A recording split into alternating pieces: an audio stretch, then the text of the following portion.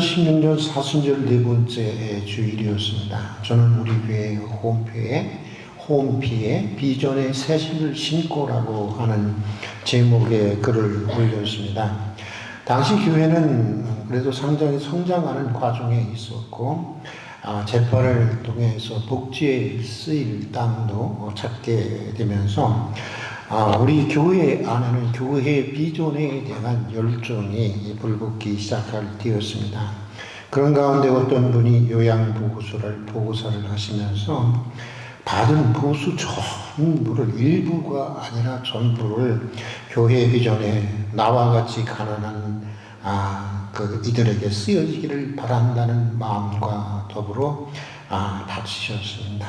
그것도 담임 목사의 성격에 이름을 발표하면 반드시 다시 그 성금을 돌려줄 것이라고 하는 것을 알고 이분도 머리를 써서 무명으로 이렇게 헌금을 하셨습니다. 그 말을 그러나 비밀이라는 것이 교회에 어디 있겠습니까? 그 말을 전해 듣고 솔직히 저는 너무나도 고맙고 눈물이 날 정도로 감격스러웠습니다. 그럼에도 그런 식의 헌금을 하시는 분이 있어서는 안 된다고 하는 것을 분명하게 하기 위해서 홈피에 글을 올렸습니다. 무리하지 말자는 것이었습니다.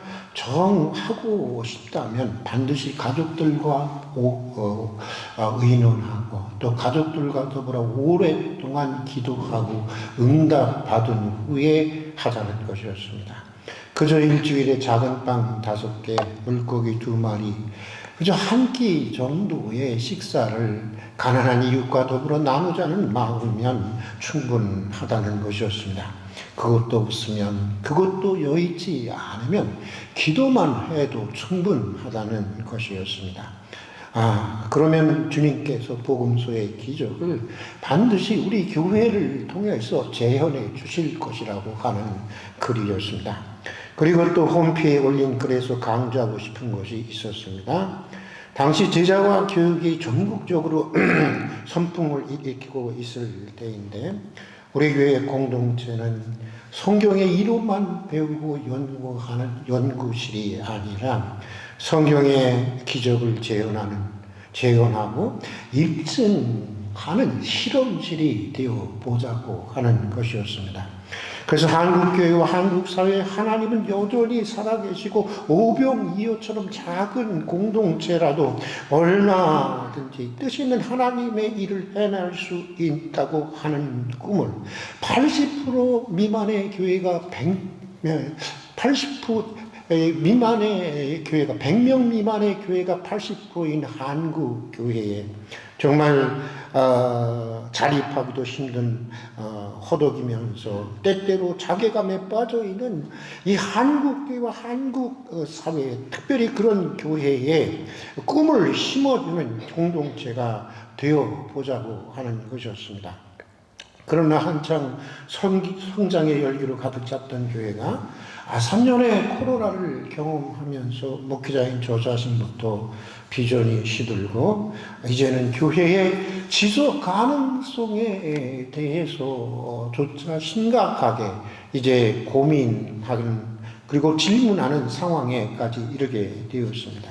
그러나 이번 1일 부흥의 사경회를 통해서 우리는 다시 교회에 대한 가능성을 보게 되었습니다. 특별히 풍족하지도 않으신 분들의 헌신을 통해서 거의 3천만 원에 이르는 마이크와 앰프를 이렇게 교체하고 지금도 여러 교우들이 이름도 없이 참여해주고 있는 것을 보면서 저는 다시 가난한 이들을 위한 오병이어의 기증을 입증하는 실험실로서의 교회 공동체의 꿈을 꾸게 되었고 눈물로 기도하기 시작했습니다. 그리고 몇 주 전부터 4개의 복음서가 모두 소개할 정도로 아주 소중한 오병이어의 기적을 소개하는 본문의 말씀을 통해서 그런 기적의 공동체로 가는 길을 함께 모색해 보는 시간을 가지고자 했습니다.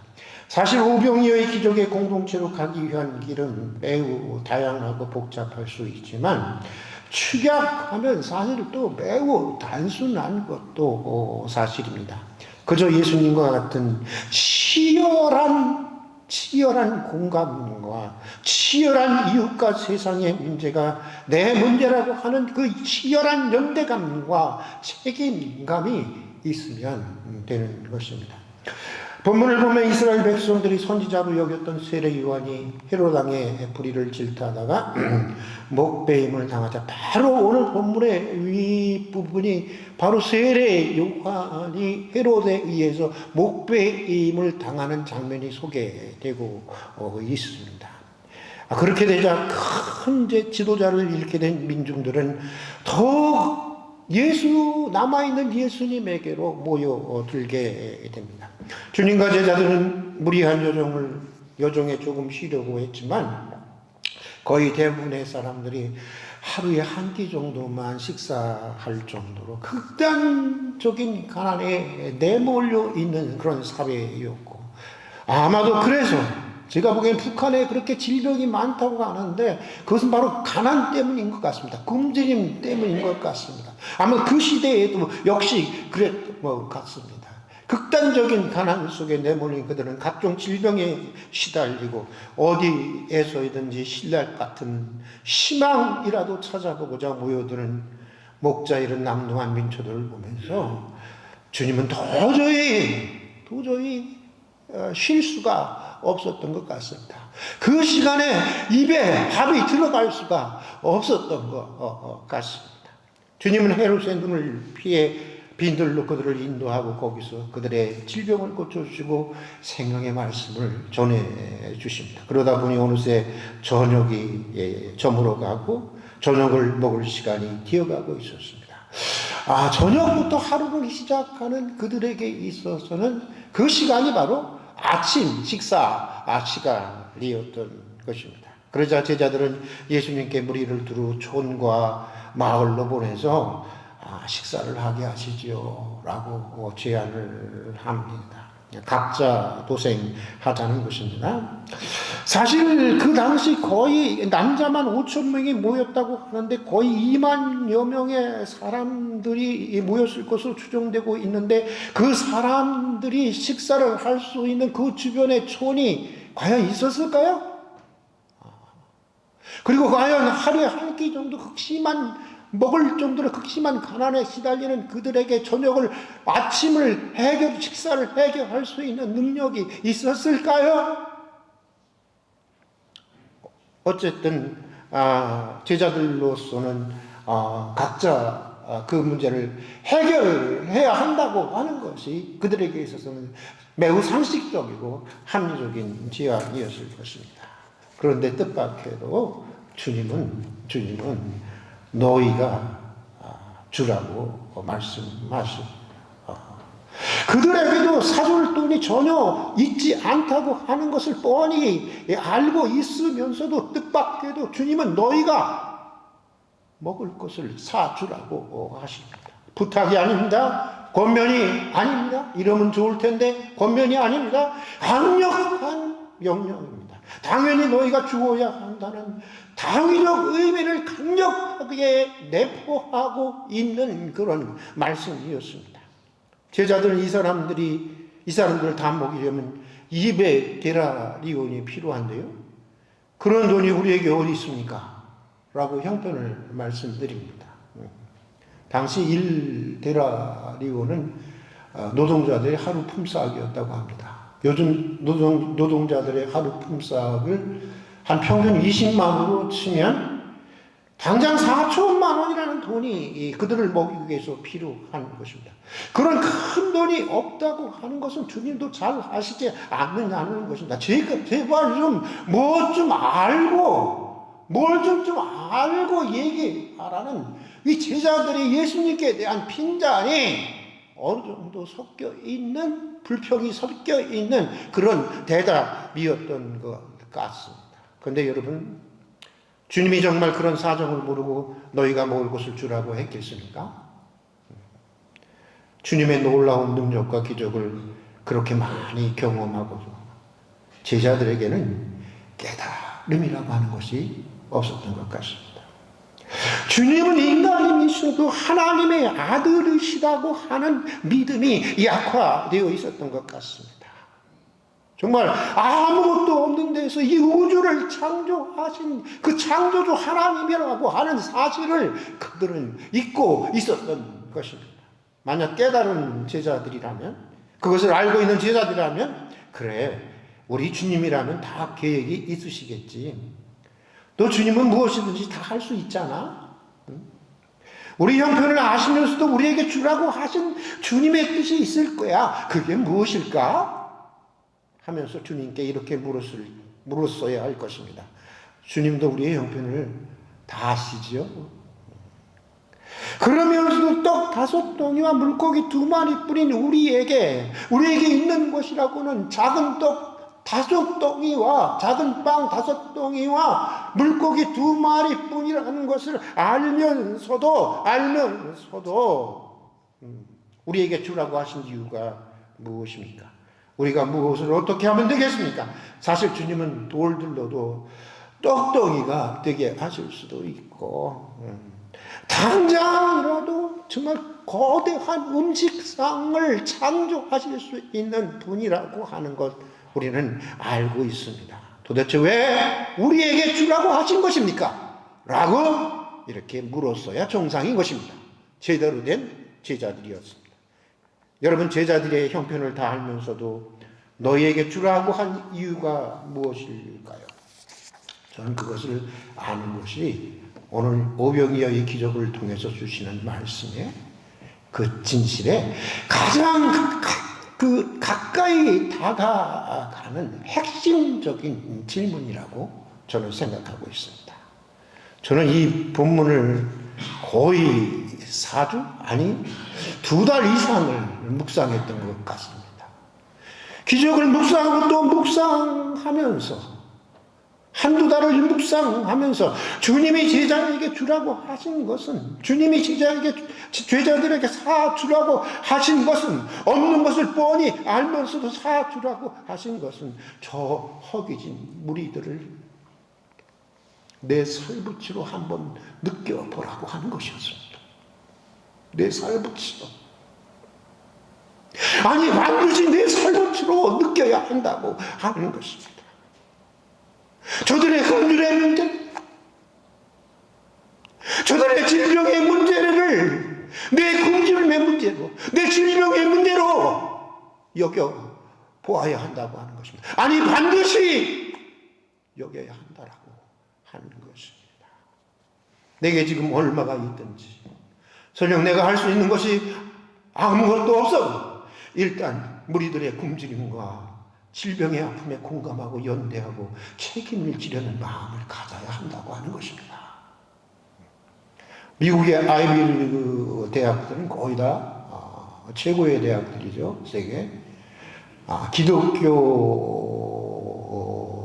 이 정신을 가지고 창설된 그런 학교들입니다. 대부분 다 신학교를 중심으로 해서 세워졌는데 지금 신학교가 다 쫓겨났어요, 바깥으로. 그래서 세미나리를 좀 바꾸고 있습니다.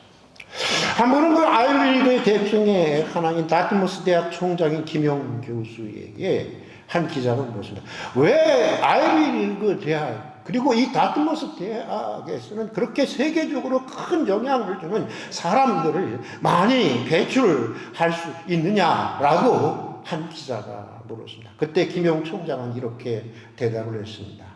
우리 아이비리그 대학이나 우리 다트머스 대학들은 학생들에게 들어오자마자 그리고 졸업할 때까지 가르치는 게 딱 2가지라는 거예요. 이웃의 문제는 내 문제이다. 세계의 문제는 내 문제이다. 이걸 가르친다는 거예요. 단순히 캐치프레이즈로 얘기하는 것이 아니라, 정말 그 캐치프레이즈에 맞도록 모든 행정과 커리큘럼과 모든 것들을 다 거기에 집중해서 철저하게 이웃의 문제가 내 문제이고 세계의 문제가 내 문제라고 하는 것을 아이들을 이게 가르친다고 하는 것입니다. 우리의 문제 정도가 아닙니다. 우리라고 하면 뭔가 나는 좀 빠질 수가 있어요? 그게 아니라 내 문제라는 것입니다. 내 문제라고 하는 것입니다. 그렇게 공감과 연대감과 책임감을 가르치는 것, 이것이 위대한 사람을 기르는 비결이라고 김영 총장이 인터뷰하는 것을 제가 직접 들은 적이 있습니다. 예수님도 제자들에게 그것을 가르치고 싶었던 것입니다. 내 능력이 얼마나 되는가, 내가 얼마나 도울 수 있는가, 그것은 추후의 문제라고 하는 것입니다.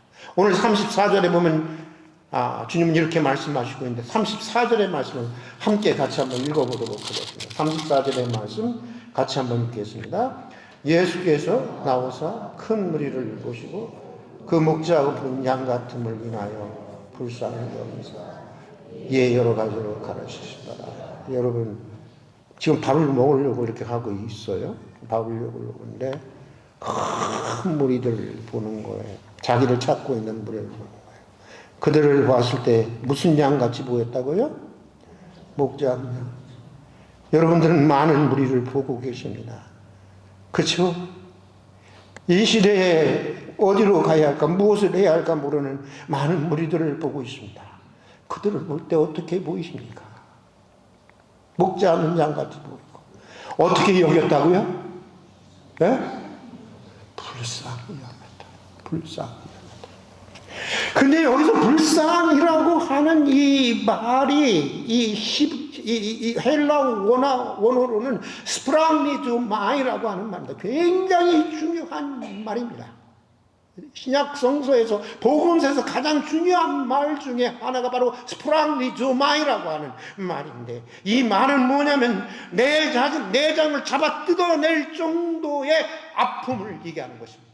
내장을 잡아 뜯어낼 정도의 고통을 의미하는 것입니다. 그러니까 불쌍히 여겼다고 하는 것은 내장을 뜯어낼 정도의 아픔을 동반하는 그런 아픔이, 그런 공감이 따라오는 연대감과 책임감, 그것을 가지게 되었다는 것입니다.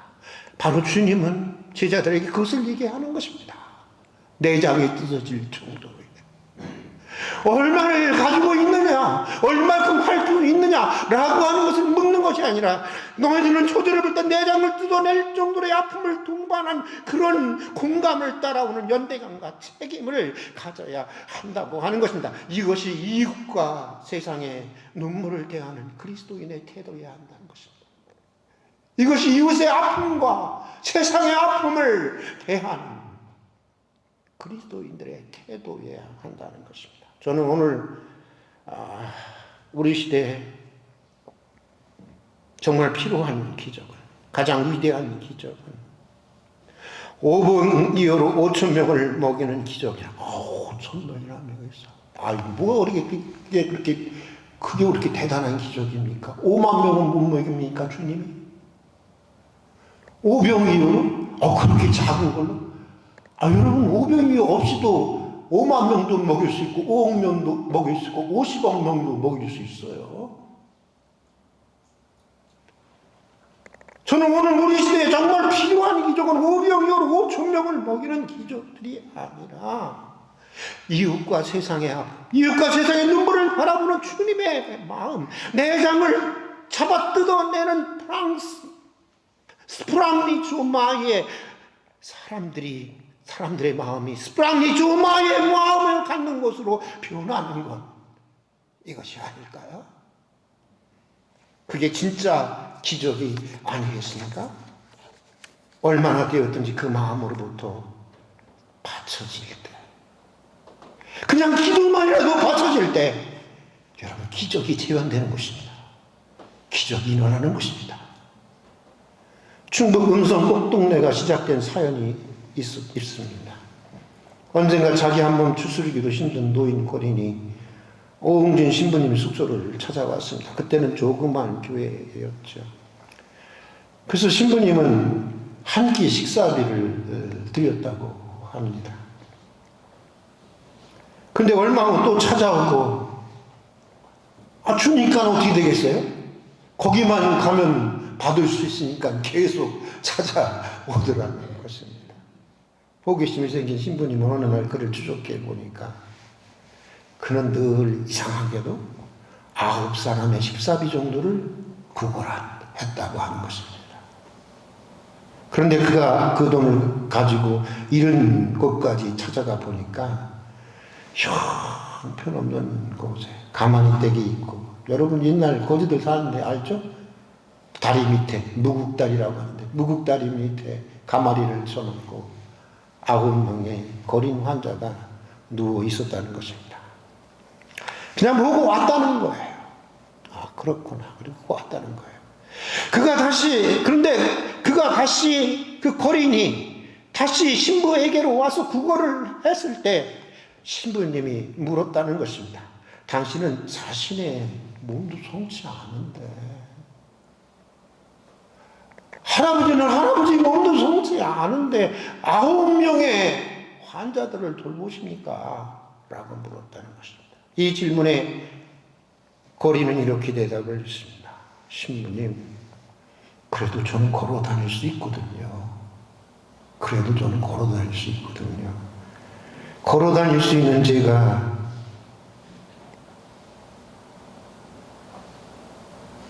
누워있는 이 사람들을 책임지지 못한다면 이 사람들은 어떻게 되겠습니까?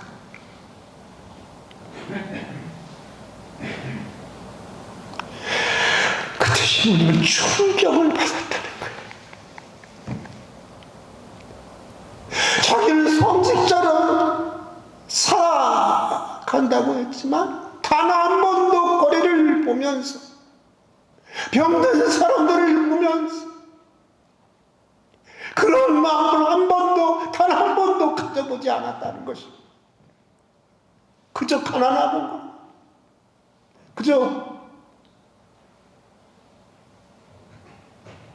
그리고 그때 충격을 받고 시작한 복지 선교가 바로 지금의 꽃동네로 발전하게 되었던 것입니다. 몇 개의 떡이 받쳐지고 몇 마리의 물고기가 받쳐졌냐가 중요한 것이 아닙니다. 내게 지금 떡이 몇 개나 있지? 그거 상관하지 마세요. 몇 마리의 물고기가 내게 있지? 나는 얼마나 받칠 수 있지? 그런 거 생각하지. 몇만 명을 먹였느냐, 몇천 명을 먹였느냐가 중요한 것이 아닙니다. 사복음서 모두에 기록된 오병이어의 기적에 대해서는 사실 여러 가지 해석들이 있습니다. 대표적인 것이 있습니다. 예수 믿는 사람들 중에도 있습니다. 에이, 그냥 어떻게 5,000명을 먹여? 그냥 써놓은 거지. 그런 분들이 있습니다. 주님의 능력을 믿지 않는 사람들이 할 수 있는 말들입니다. 저는 이게 이상하게 여기지 않습니다. 여러분 이상하게 여기집니까? 이상한 것은 저처럼 이 기적을 믿는 사람들이에요. 저는 믿어져요. 그러니까 믿지 않는다고 해서 뭐라고 그러지 마세요. 그 사람들은 결코 이상한 사람들은 아닙니다. 또 그런가 하면 어떤 애들은 한 아이가 이렇게 도시락을 내놓으니까 애가 내놓는 거 보면서 아마도 이 양심에 찔린 어른들이 조금씩 숨겨놨던 것들을 하나하나 빼내서 그 사람들이 함께 나눠 먹지 않았을까? 이런 얘기 많이 들어봤죠, 여러분. 이런 해석들도 있습니다. 실제로 있습니다. 그런가 하면 그 풀바두의 식사는 성찬을 상징한다든지, 그와 구약시대에 정말 하늘에서 광야길을 걸어가는 그 이스라엘 백성들에게 내린 만나 사건을 상징한다느니 하는 여러 가지 해석들이 있습니다. 그러나 저는 오병이어로 5,000명을 먹였다는 기적보다 허기진 배와 허기진 마음을, 허기진 영혼을 고스란히, 그 무리들의 허기진 배와 허기진 마음을 고스란히 자기 것으로, 자기의 문제로 체화한 예수님의 마음에만 주목하고 싶다는 해석이 가장 마음에 다가왔습니다. 이게 기적이다. 이게 기적이다. 하나님이 우주를 만드는 게 기적이 아니라 오늘과 같은 이 각박한 시대, 우리들의 허기진 영혼을 고스란히 자기의 것으로 채광한 예수의 마음, 이게 바로 오병이어의 기적이 우리에게 얘기해주고자 하는 진실이 아니겠는가? 그 마음은 내가 얼마만큼 할 수 있는지를 묻지도 않고 계산하지도 않습니다. 할 수 있는 결과를 미리 예측하려고 하지도 않습니다. 입에 대라는 위에 떡이 필요한데요, 이미 그것은 그 문제와 나를 객관화시키는 것입니다. 분리시키는 것입니다. 떡 5개와 물고기 2마리가 있는데 나 최선을 다했습니다. 이것도 이미 그 사람들과 나를 이미 떡치고 있는 것입니다. 영육간의 굶주린 자들의 불행한 현실에 정말 내장이 뜯어질 정도로 공감하고 그저 또 주어야만 주고 싶어하는 주님의 마음, 이것이 바로 오병이어의 기적의 원천이라고 하는 사실을 오늘 오병이어의 기적은 우리에게 얘기해 주고 있는 것입니다. 요한복음에 보면 나는 너에게 먹히는 떡으로 왔다. 사실은 알토스, 빵으로 왔다. 우리말로 번역할 때 우리는 떡으로 왔다는데 이거 잘못된 것이죠. 사실 우리말로 번역하면 밥으로 왔다, 이렇게 해야 되는 것입니다. 여러분 왜 왔습니까? 왜 왔습니까? 왜 사십니까? 여러분은 무엇으로 왔습니까? 영적인 떡만 아니라 육적인 떡도 말하는 것이기에 더욱 마음이 푸근해집니다. 우리 주님은 영적인 것만을 생각하시는 분이 아닙니다. 육적인 것도 영적인 것과 같이 생각하시는 분이십니다. 주님은 이렇게 말씀하셨습니다. 내 살을 먹고 내 피를 마시는 사람은 영생을 얻느니라. 그렇게 말씀하시면서 십자가에서 자신의 모든 것을 내어주셨습니다. 우리는 그 살을 먹고 피를 마시면서 영생의 구원을 얻게 된 그리스도인들인 것입니다. 가끔 목사님, 하나님 목회가 무엇일까요? 하면 제게 들려오는 음성은 이것입니다. 내 살을 먹이라, 내 피를 마시라. 그리스인 조르바라는 작품으로 유명한 작가 리코 카잔스키는 소설 속 조르바의 입을 통해서 이렇게 말하고 있습니다. 우리 따라서 한번 해볼까요? 음식을 먹고 그 음식이 무엇으로 변하는지를 보면 그 사람을 알 수 있다. 누에는 뽕잎을 먹고 무엇을 만들어냅니까? 실크, 비단을 만들어냅니다. 양은 풀을 먹고 무엇을 만들어냅니까? 네? 똥을 만들어내? 우유를 만들어냅니다. 그렇다면 예수님의 살과 피를 먹은 여러분은 지금 무엇을 만들고 있습니까? 여러분이 빵이 되어야 하지 않습니까? 빵을 만드셔야 되는 거 아닙니까? 너희가 먹을 것을 주라는 주님의 마음으로 복음서의 오병이어의 기적을 재현하는 공동체. 오병이어가 있었대. 그런 마음이, 그런 내용이 있어, 성경에. 오병이어의 내용은 이런 해석들이 있대.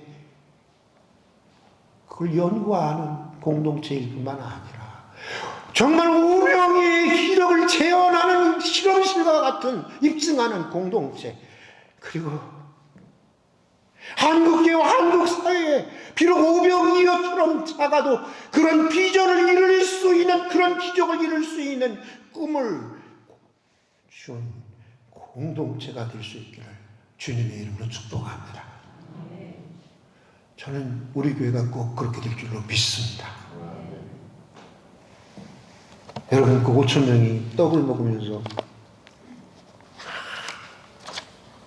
비록 뭐 맛있었는지 안 맛있었는지는 잘 모르지만 소찬이기는 하지만 여러분 얼마나 행복했을까요? 그렇죠? 그 광야, 그 수많은 사람들이. 어떤 분이 이렇게 그 광경을 썼더라고요. 제가 두 군데만 읽어드리고 말씀을 마치겠습니다. 예수는 사람들을 풀밭 위에 앉게 하신다. 낯익은 얼굴도 있고 낯선 얼굴도 있다.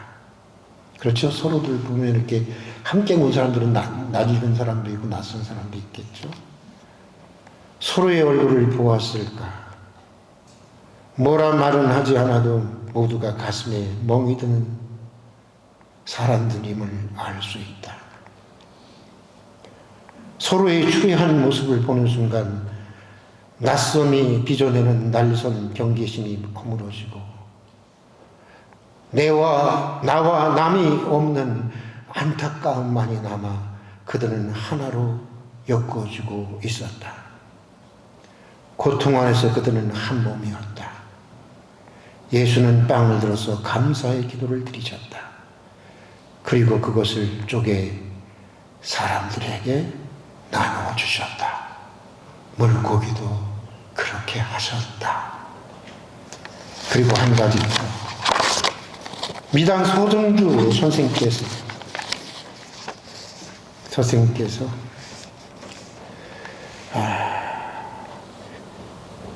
바로 예수님의 오병이어의 교회를 방문해서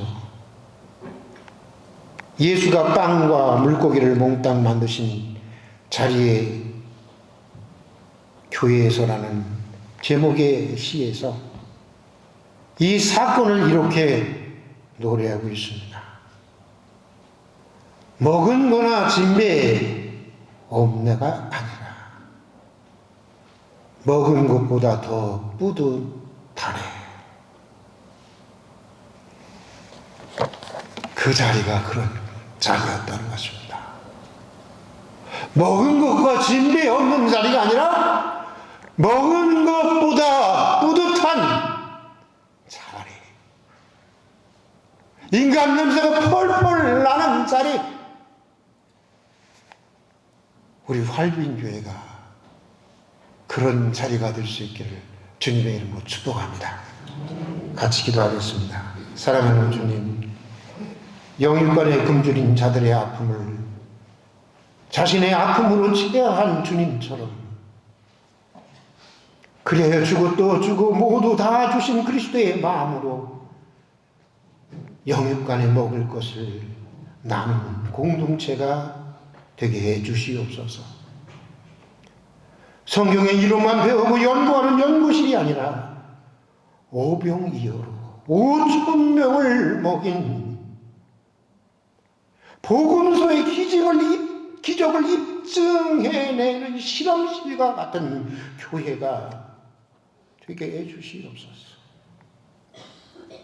100명 미만의 교회가 80%인 한국교회. 자리 바르기도 어렵고 때로는 자긍심에 자괴감에 사로잡혀 그저 교회를 연장하고 있는 것에 이외에는 어떤 사역도 하지 못하는 것 같아 아파하는 이 한국교회 그리고 한국 사회에 하나님은 여전히 살아계시고 오병이어처럼 작은 공동체라도 얼마든지 해낼 수 있다는 꿈을 심어주는 그런 공동체가 되게 해 주시옵소서. 예수님 이름으로 기도드립니다. 아멘. 이 가족 소식을 함께 보도록 하겠습니다. 저희 교회 처음 오신 분들을 진심으로 환영합니다. 오늘 말씀드린 것처럼 저희 교회는 연구실이 아니라 복음서와 성경에 기록되어 있는 말씀을 재현하고 입증하는 그런 실험실이 되어 보고 싶은 그런 교회입니다. 그리고 그 꿈을 얼마든지 오늘 이 시대에도 성경과 복음서에 나오는 기적의 역사가 얼마든지 이 시대에도 재현되고 입증될 수 있다고 하는 것을 보여주고 싶고 그 꿈을 나눠주고 싶은 교회, 그 교회가 우리 활빈 교회입니다. 그런 교회가 될 수 있도록 여러분 더욱더 기도해 주시기를 바라고요. 또 사순절 특별 기도회에 여러분 위해서 기도해 주시고 특별히 부활절 새생명 축제를 통해서 잃어버리고 또 주님과의 관계가 단절돼서 죽은 영혼들이 실제적으로 다시 살아나는 주님 생명이신 주님과 다시 연결되고 다시 살아나는 그런 실제적인 부활절 축제가 되도록 우리가 이 축제에 우리의 관심과 또 기도와 또 전도에 힘을 쓸 수 있기를 바랍니다. 2부 예배 후에 본당에서 교육자, 장로님들 그리고 남녀 선교회 임원 모임이 있습니다. 두 번째는 식당 설거지 담당한 교육자와 당회가 오늘받습니다. 금요기도에 다인 남성계에 주관하고 있습니다. 교회 소식 해외에 지금 싱가포르에 있는 딸에게 서영범 장로님, 이혜봉 권사님 지난주에 가셨습니다. 한 2주 정도 있다가 오실 모양입니다. 그리고 한용택 성도 지금 바람중앙병원에 입원 중에 있습니다. 그리고 우리 환우들을 위해서 기도해 주시고요. 그 다음에 3월에 중보기도 제목을 위해서 기도해 주시되 특별히 여러분 정말 좋은 국회의원이 선출될 수 있도록 기도해야 되겠지만 여러분 역사를 통해서 우리에게 주신 하나님의 말씀은 하나님의 진리는 이것입니다. 국민들이 깨어있는 수준만큼만 그 나라 국민들이 그 나라의 민주화와 그 나라의 모든 것을 향한다고 하는 것입니다. 여러분 정말 우리가 깨어서 어떤 연구나 혹은 같은 어떤 그 지연이나 학연이나 이런 곳에 매여서 정말 올바른 투표를 하지 못하는 일이 없도록 우리 정말 공적으로 선거를 했으면 참 좋겠습니다. 윤학의 목사님 정말 건강을 위해서 기도해 주시고 오셔서 성령 충만한 가운데 오셔서 정말로 놀라운 기적이 일어나는 그런 부활절 새생명 축제가 될 수 있도록 여러분 기도해 주시기를 바랍니다.